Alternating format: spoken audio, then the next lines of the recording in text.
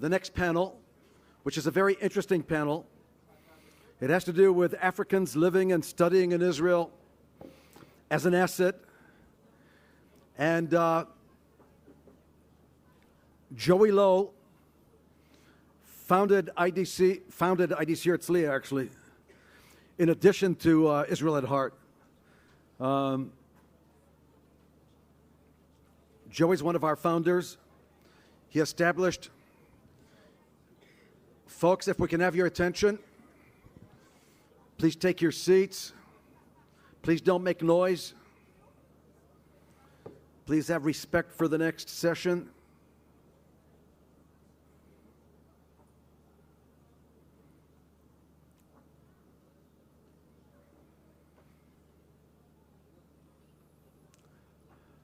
Glad to see the right-hand side here is full of people. Good. All right. We're no longer talking about corruption, so it's less interesting, I guess.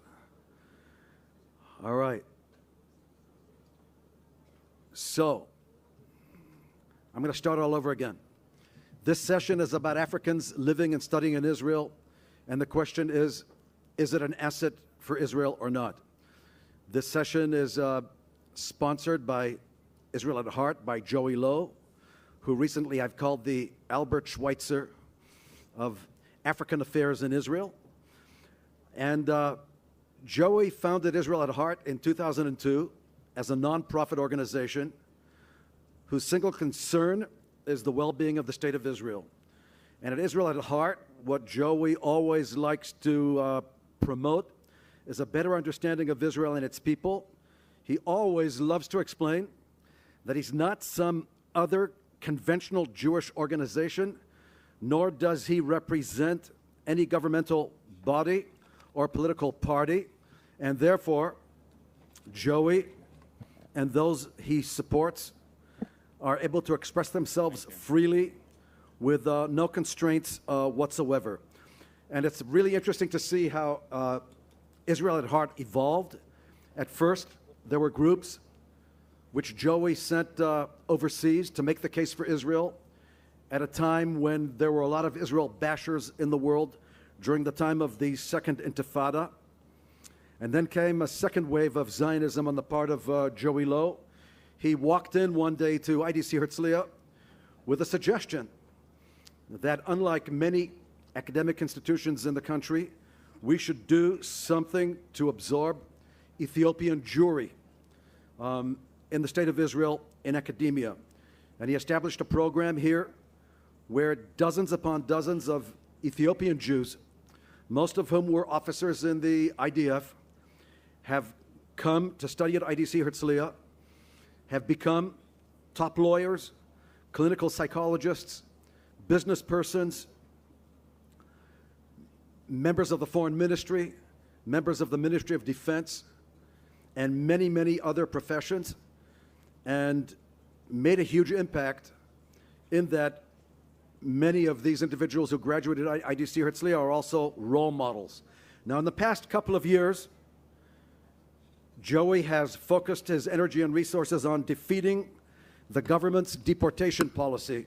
And over the last 9 years, the organization has provided more than 40 full scholarships to young refugees, asylum seekers, who were looking to receive a higher education in the state of Israel. And I can tell you that Joey has been a lone voice, And if we take a look at the humanistic Zionism of Theodor Herzl and Vladimir Jabotinsky and Ben Gurion and Menachem Begin, this is the humanistic Zionism that we were always taught, that it's a country by the people, for the people, with the minority in mind, and always thinking in terms of those who need assistance. And Joey piles onto this equation the fact that he comes from a family of Holocaust survivors, and always mentions the fact that when his family was fleeing Europe, there was no one around to help them. And I have never seen in my life a more dedicated person than Joey Lowe. Lately, I've coined this phrase. He's been traveling around the Congo and Rwanda and Zambia lately, finding many, many more new students for IDC. These don't happen to be asylum seekers, the ones from those countries. The folks up here do happen to be. These are also wonderful people. He's basically converted me to his cult, to his sect, and I've adopted his religion. I now call him the Albert Schweitzer of IDC Herzliya and the State of Israel. Joey, I promise to keep this short, but I love you dearly, and it's very difficult to introduce you. I don't think I've ever introduced you before. We've known each other for many years. So I love you, and my hugs, and the floor is yours. Thank you, gentlemen. I'm particularly happy to have the opportunity for the audience to get to know these four people who are on stage today, because I'm sure once you know them and you compare it to the things that people read about the community, it will enlighten you, it'll lift your hearts and your spirits like it does for me every time I meet them. And first thing we'll do is introduce the students. Please give your name, age, the country of origin you came from, and the field of study. Okay. My name is Alhaji Fofana from. Okay. My name is Alhaji Fofana from the Ivory Coast, and I came to Israel 2006, and I'm 39, married with 2 kids, and I left my country during the deadly civil war, and it was not actually a place that I think I have to stay to wait for a long civil war that I don't know when it's gonna end, and with all the dreams I have, so I decided to leave and come to Israel. Yeah. My name is Melat Mikael. I'm 21 years old. I'm half Ethiopian and half Eritrean. I came here when I was 10 years old, 2008. I'm first year student in IDC. First of all, thank you for the opportunity to IDC, but also Joey for moderating this session. My name is Mutasim Ali, originally from Darfur, Sudan. I'm 32. I live in Israel for the past 10 years. I'm holding Israeli residency status. I studied law at the College of Law and Business in Ramat Gan, and I just got accepted to George Washington University to do my master's in law. By the way, he studied in law and Hebrew. By the way, Melat speaks Hebrew. It's like almost a first language. And Monim over there as well. I said if I was somehow found in the Sudan, I'd be hiding in my closet. I don't think I'd be able to learn Arabic and speak it well enough to study it and to graduate in law school in Hebrew. It's quite an accomplishment.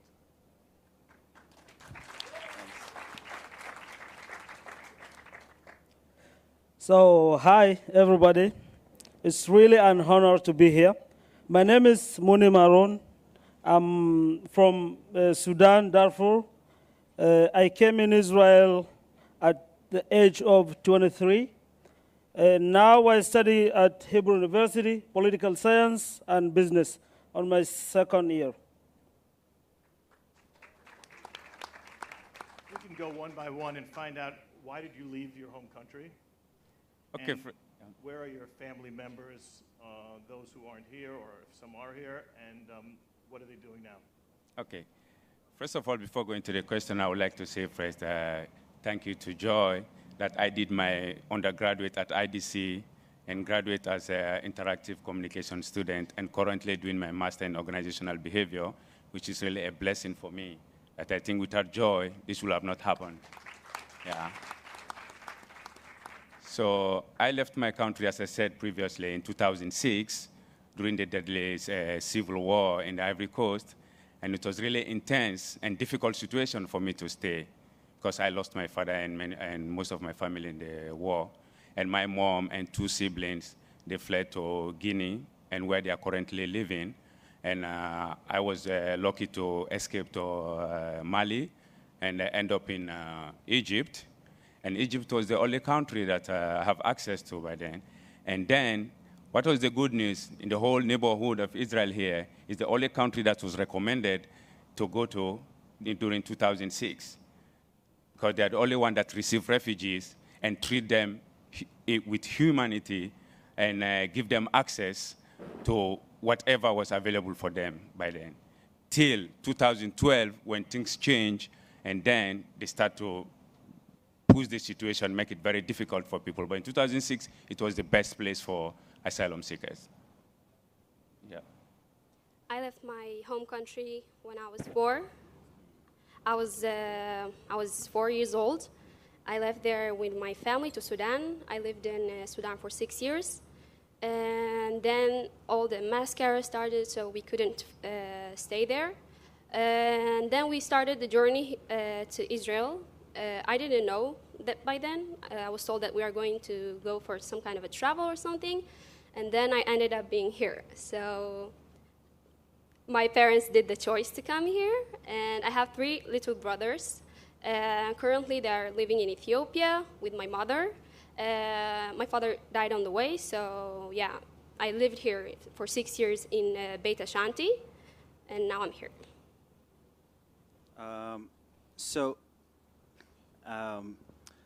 As many of you are familiar with Darfur, Darfur is a region in western part of Sudan, and this region is going through genocide and ethnic cleansing until today.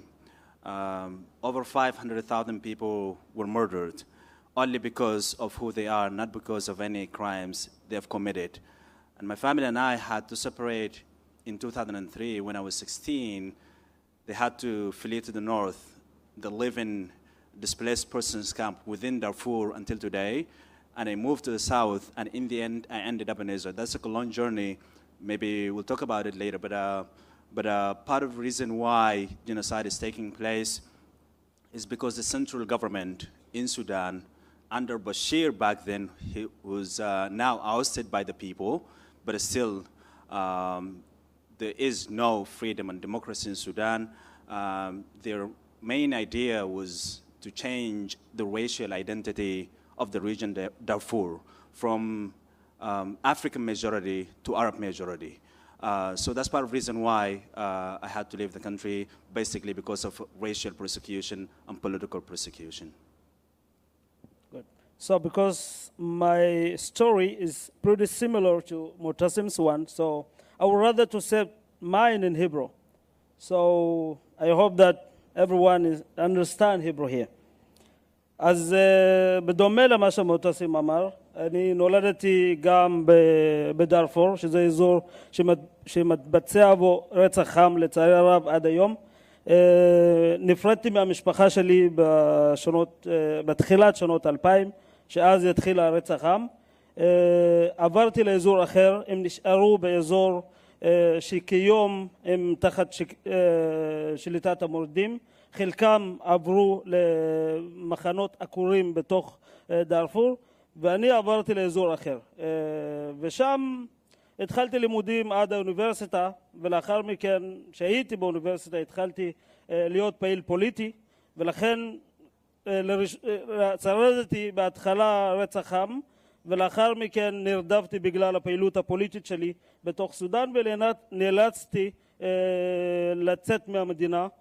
הגעתי לכיוון מצרים, ואז בזמנו לא יכלתי להישאר שם ולהגיש בקשת מקלט שם, בגלל שמורסי היה שם, היו יחסים מאוד טובים בין הממשל בסודן ומצרים, ולכן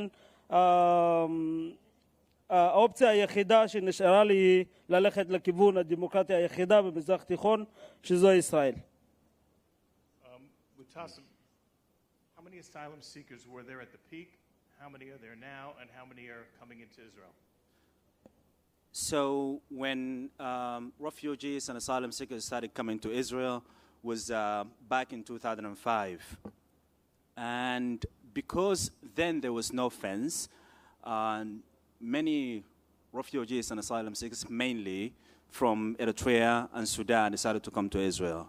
But also we have others from Western African countries, such as Ivory Coast, we have from Sierra Leone, and most of the Western African countries. Until of 2011, there were about 1,700 people coming per month. And they're for different reasons, but mostly because of the unrest in their countries of origin. Until of 2012, there were about 64,000 refugees and asylum seekers. Today, we have 33,000 African asylum seekers. You might wonder, where did the half go? And we can talk about it more, about the policy and what drove people to leave Israel. But today we have 33,000 refugees and asylum seekers. The vast majority is from Eritrea, and the other half, or the other small minority from Sudan, but few from Western African countries. It is important to mention that there is another wave of asylum seekers, and I'm carefully saying this because there were some from former Soviet Union states. They're coming to Israel through the Ben Gurion airport, and they're still seeking asylum from Mexico, from Egypt, and all in total, there are 66,000 asylum seekers who are non-Africans who are still in Israel. What are the jobs that most of the Africans are performing here in Israel? Monim. Monim. What is that? You'll take the first part and then you'll finish Yeah. it up. Yeah. Okay. But What are most of the jobs that people are performing here in Israel, the Africans? yeah, so the African asylum seekers, the jobs that they're doing here is mostly the jobs that the Israelis doesn't do it. So it's non-skills works, dishes cleaners, street cleaners, and all the jobs that Israelis don't like to do it. Hotels, restaurants? Yeah, right. Yeah, I'd like to add something to that. Certainly, yes, most of the jobs is, cleaning restaurants and hotels and all of that. But you might ask, why is that? And part of the reason is that most of refugees and asylum seekers who are living in Israel, they hold a conditional release visa, which means people are conditionally released from detention facility, and that as soon as the government decides to deport them back, it can do so. And so this document states clearly it does not constitute a work permit. אינו מהווה אישור עבודה. ולכן המון אנשים לא מצליחים למצוא עבודה שתאפשר להם את המחיה בכבוד.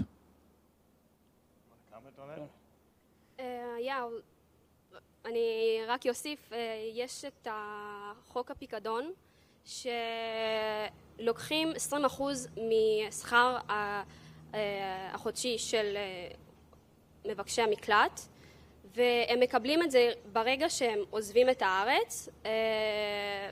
כיום אני ידוע שכאילו לא כולם מקבלים את הכסף.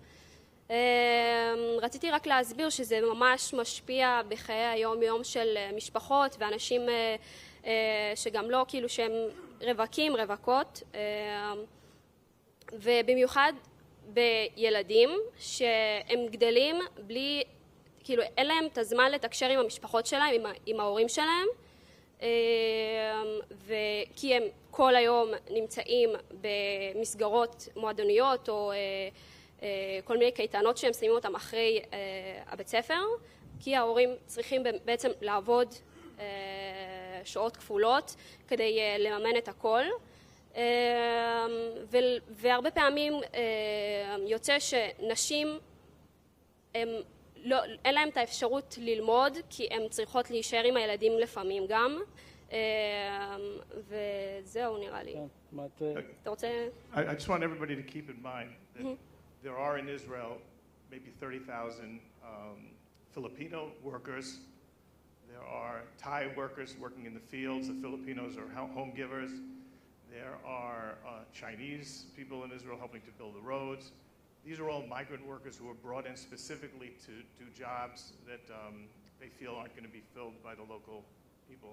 Here, this is the case of people who came in through the border in Sinai, and they are the only ones who are charged with this 20% deposit tax. In addition to the 20%, there's 16% that's taken from the employer.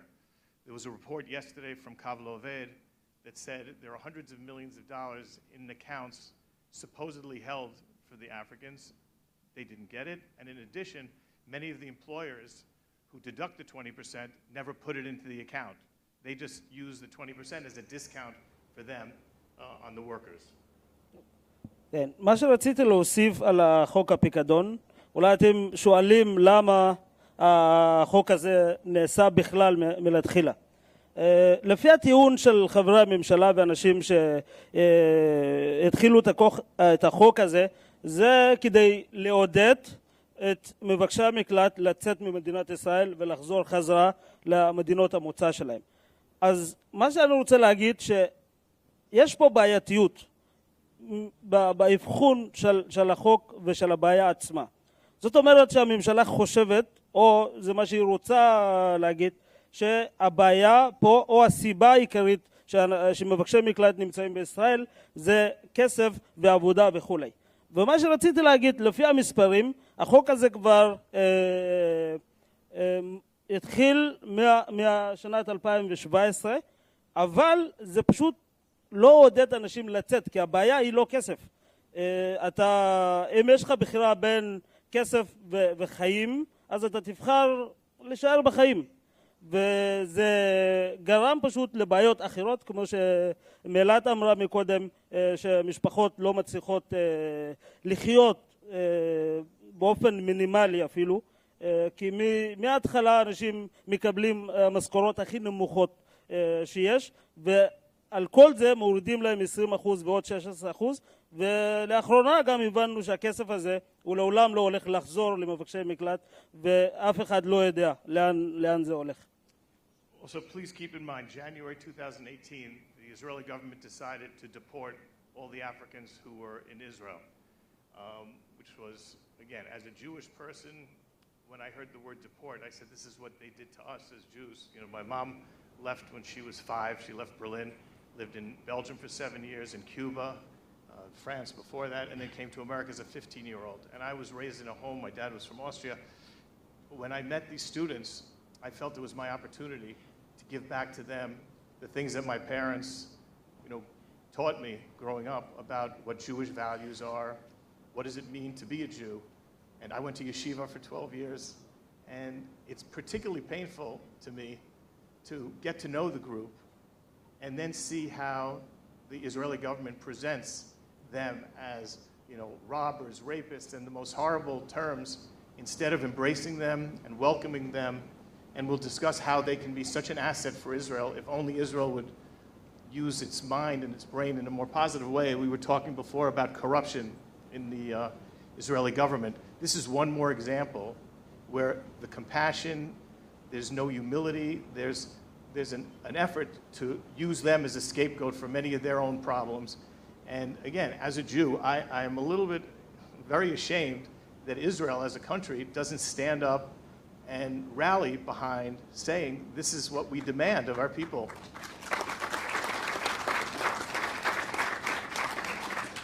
Thank you. Alhaji, do you want to talk a little bit about the treatment you received in Israel and access to health insurance because you have 2 children? Yes, it's a pleasure to talk about it. As Joy said, there are a lot of good people in Israel here. Till 2012, I have an amazing treatment from friends of Israel and even with a lot of activists. But let me talk about this. Because as soon as the government tried to use the refugees for their political gain, and then everything became upside down.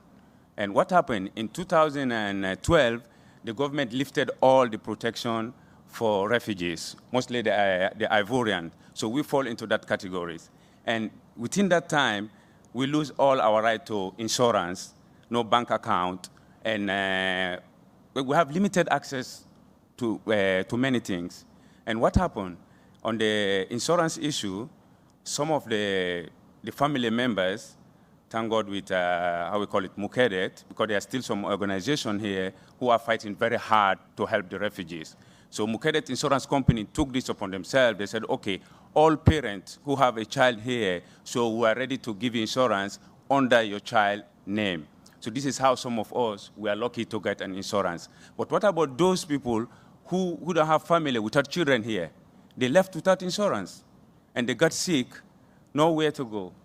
Some of them, there's a clinic, a medical center in a central bus station. They usually help them to give them a first aid treatment. But it's not enough if you have an intensive treatment to do, which is very expensive, and they can't afford it. So most of them end up leaving the country because of those challenges that they face. Yeah. When the government wanted to deport the Africans, one of the means they used was to place them in Khulot, which is a detention camp, or in Saronim. And just to point out, Monim, how many years did you spend in jail? Almost 3 years. I have been in Saronim, which is a closed jail, for 18 months. Then I have been transferred to Khulot Detention Center for another year. So. And Mutasim? It depends on, does it include the journey from Sudan or just Israel? Because that can be a lot more. But in Israel, I've been for over 2 years. In the beginning, I was in the Saharonim in south of Israel. And I think I really didn't complain about the prison in south because, you know, perhaps it was a screening place. I thought maybe it's a place where they can review my claim, whether I really deserve a refugee status or not, but that wasn't the case. The second time was a little frustrating because it was for the Khulot detention facility. It was basically designed to make it as difficult as possible for refugees and asylum seekers to be in Israel. Just like the former Minister of Interior named Alhaji, who said the purpose is to make their life miserable. And so I was there for 14 months. But in any case, with that, we really hold no hostile, views about Israel. Because in the end, as much as we disagree with the laws and the policies and all of that, we compiled with it because it's a democratic country.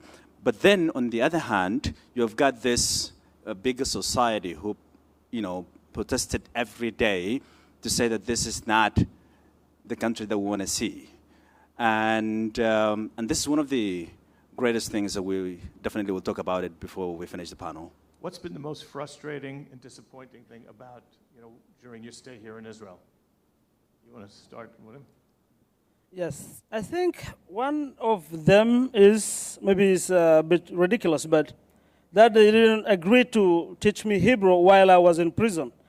You see, I spent 3 years in prison and they refused to teach me Hebrew because if they did, I would have started my university since 2015.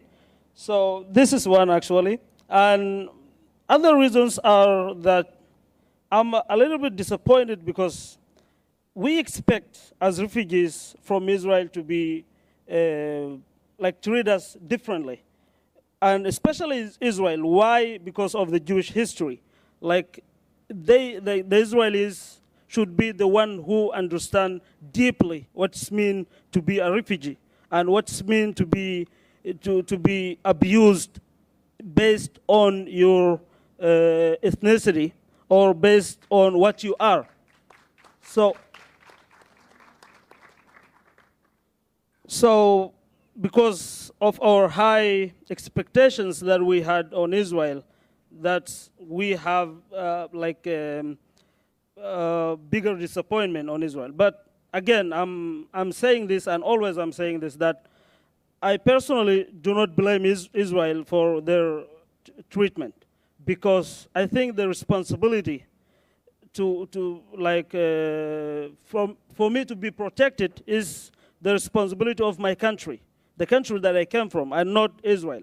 So in my country, they wanted to kill me, to eliminate me, but in Israel, they rejected or denied me status for refugees, and I think there's a huge difference. We cannot compare. Melat? בשבילי זה שלא קיבלתי צו גיוס בכיתה י"א. ממש רציתי להתגייס ולתרום בחזרה למדינה שבסופו של דבר כן קיבלה אותי והביאה לי פה ביטחון. וממש חרה לי כי אני מרגישה ישראלית, גדלתי פה 11 שנה פה כבר. עברית זה שפת אם שלי, למדתי בבית ספר ישראלי, גרתי בבית השנתי בית יהודי, חגגתי שם כאילו את כל החגים, עשיתי בת מצווה, אז זה ממש, זה מה שהכי חרה לי, כי אני זוכרת גם בצופים שבאמת כל הפעולות וזה, לקחתי את זה כל כך כאילו רחוק, ובאמת נכנסתי לזה, וממש כאילו מגיל קטן כבר, מכיתה ה' ו', היה לי את הרצון להתגייס לצבא ולתרום בחזרה, אבל לצערי כאילו בגלל המעמד שלי או מאיפה שבאתי לא יכולתי לתרום חזרה. Alhaji, you want to take that? I could just tell you one story that Alhaji, when his kids were celebrating Hanukkah at school, and one of the kids came home and said, "Dad, what's my Teudat Zehut number?" And Alhaji said to him, "Well, you don't have one, and we may have to leave very shortly, because coming from the Ivory Coast is much more dangerous than from even Darfur or Eritrea." And he said to the kids, "Well, we might have to leave and go back to Africa." And his son said, "Dad, do they celebrate Hanukkah in Africa?"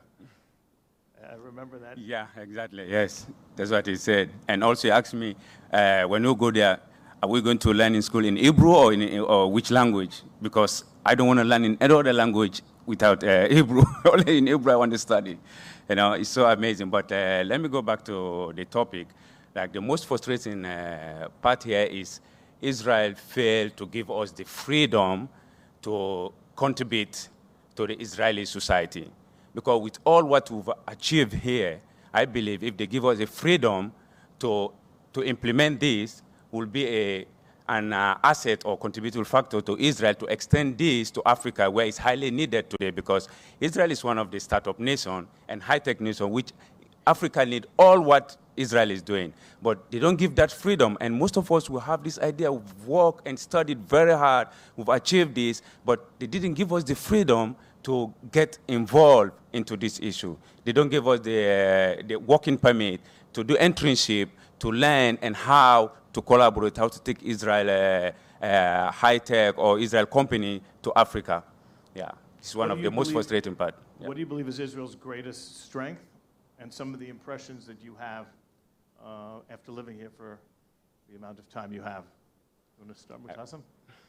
Okay, so I want to just say a little thing for the previous question. Yeah. In the beginning, if you remember, I spoke about the story of Darfur. And I have to say, this is one of the reasons why I'm in Israel today. When we were in the midst of genocide, hardly anyone from around the world was there to speak for the people of Darfur. People totally ignore us. We were confronting a very strong government supported by China, Russia, and most of the Arab states, political support through the Arab League, financial support, and we felt so lonely. But then, the people that stood with us were Jews, diaspora. They marched to DC. They were lifting signs that you will not walk alone, we will walk with you. And that for me was one of the reasons why I felt Israel would be a safe place, contrary to countries like Egypt or Libya. I just learned that the Egyptian ambassador was here yesterday. I would have come if I knew to confront him about this. But anyway, and that's part of the frustration, in fact, coming to Israel, knowing that Israel would be a safe place, but then you see people are being treated as infiltrators, posing threat, national threat to the Israelis' demographic course. But in the end, I'm sure, personally, I'm blessed to be here. I'm really privileged to be here to achieve my potential. I wouldn't have expected to get to this level, finishing my law school, and I'm a potential master's student at the Georgia University, one of the greatest universities in America.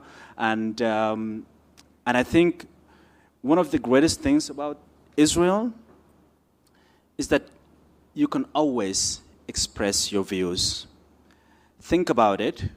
When the Holod detention facility was erected back in 2013, we, people who do not have proper status, we were able to protest in the heart of Tel Aviv. Over 20,000 people speaking freely, saying the policy of the government does not befit the values of the state of Israel.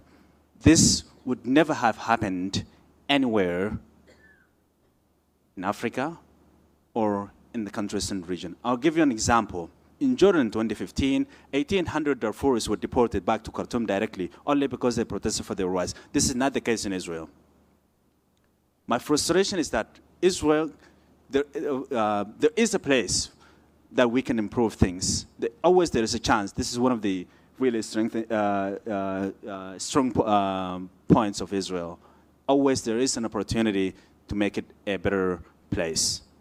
Did we say that there are no, because of the fence that's been built around Israel, there have been no people coming No more into people Israel today, since absolutely. 2000 and the end of 2012? Zero. Right, so nobody has come in, so it's really a question of how do we treat the 30,000 who are here? How do we give them the opportunity to stay as long as they can before they're able to go back home?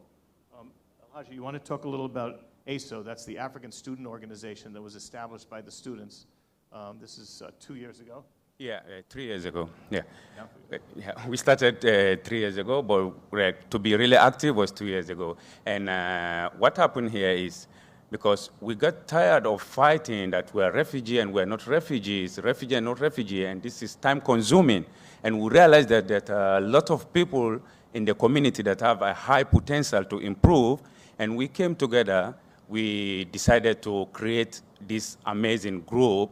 When we met at IDC in 2015, 6 years off, we create an organization called African Student Organization to help ourselves achieve our dream and also to reach out the community that want to achieve their higher education. And that's the time we met with Joy, amazing, and he gave us the hope. Okay, I heard your story and I'm really inspired about it. And you guys are really amazing and you want to achieve your dream and I'm here, I'm stand for you. Go for whatever and I'm here to support you. And immediately, second year, we raised up to 22 students at IDC. Majority we have 13 students at IDC and 8 students at other public universities in Israel.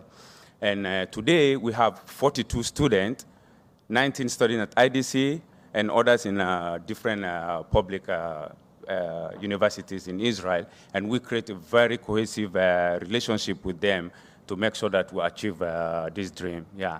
We don't have much time left. Let me add some. Yeah, let me just add. And the good thing about this group is we have a diverse group of African students that we create a good relationship to help ourselves and to make sure that we go back to Africa and be an ambassador for our country to change the corruption that's going on there.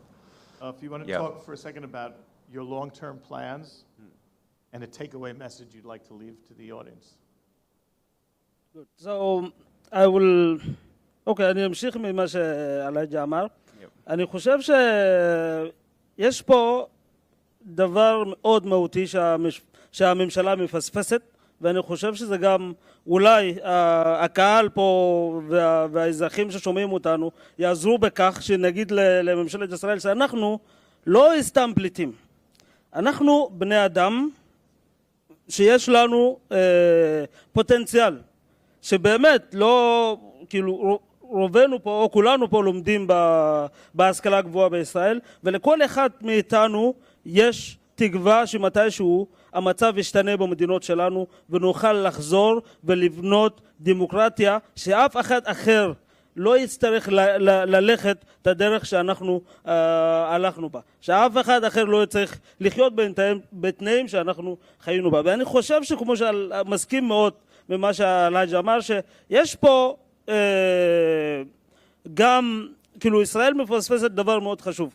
רוב המדינות באפריקה לא מפותחות, ואני חושב שלישראל יש את הכלי הזה לממש אותו באפריקה. אני חושב שאיזשהו אינטרס משותף בין ישראל לאפריקה, שבאמת ישראל יכולה להשתמש בנו, אנחנו שנמצאים כאן, כדי לקדם את האינטרסים שלה, ואנחנו מצד שני יכולים גם לקדם את האינטרסים של אפריקה. וזה... Okay, Mutasim, first 1 minute, time running. Mutasim, go. Keep going. Yeah. We have a very short time. First of all, I think it is important for Israel to absorb refugees and asylum seekers because this is what Israel is based on. But also, refugees and asylum seekers can be an asset to this state. Our long-term, my long-term plan. Hopefully soon there will be change in Sudan. I'll be able to go back and الشفاء اللي يوتا تبعك للي بمدنا شريف بنا. מלט? אני כאילו, שומעים? אני רק רציתי להגיד תודה על ההקשבה. אני מאוד מעריכה את זה, וכאילו מה שאני הייתי רוצה לבקש מכם זה באמת להתייחס כאילו למה שאמרנו. זה לא חייב להיות עכשיו לעמוד, כאילו להפגין איתנו מול, לא יודעת, בנימין נתניהו או משהו כזה. זה יכול גם פשוט להעביר את המסר, וכן כאילו אם יוצא לכם לדבר על הנושאים האלה ואתם שומעים שהם כאילו לרוב מדברים הכל כזה בגלל ששומעים הרבה מהתקשורת, אז הכל לא כזה מדויק. אז רק שכאילו ממה ששמעתם כן לתקן אנשים ופשוט להעביר את המסר. Okay, what I will say is for everyone to join people like Joelo and IDC. I will say again IDC because Jonathan Davis in 2015, he's the first one who said IDC is the only one that received refugees that break the border from Sinai, and we receive them at IDC here, and we give them education. So I think we should be proud of them and make sure that everyone join them to give a better education to Africans. I thank you all. And I just want to add something, and then I promised Mutasim he'd have the last word, is one of the problems that we faced is BDS all around the world. I'm telling you from my experience, if we sent Africans to speak around the world, they could speak far better than any white Israeli can because they know themselves how they were treated in their own country. We have a whole group of Ethiopian Israeli students that I sent to around America, and when it came to issues of discrimination and racism, they did a much better job than anyone else could do, and they could argue as black people. And unfortunately, we can't do that. So this is a group that if we, instead of pushing them out, welcomed them and gave them the permission to travel, gave them a document that they could return to Israel, they would be a huge asset for Israel. Mutasim. One last word. All of the successes that we have made so far, all of us, it wouldn't have happened without Joey. Joey is a true essence of what Israel is for.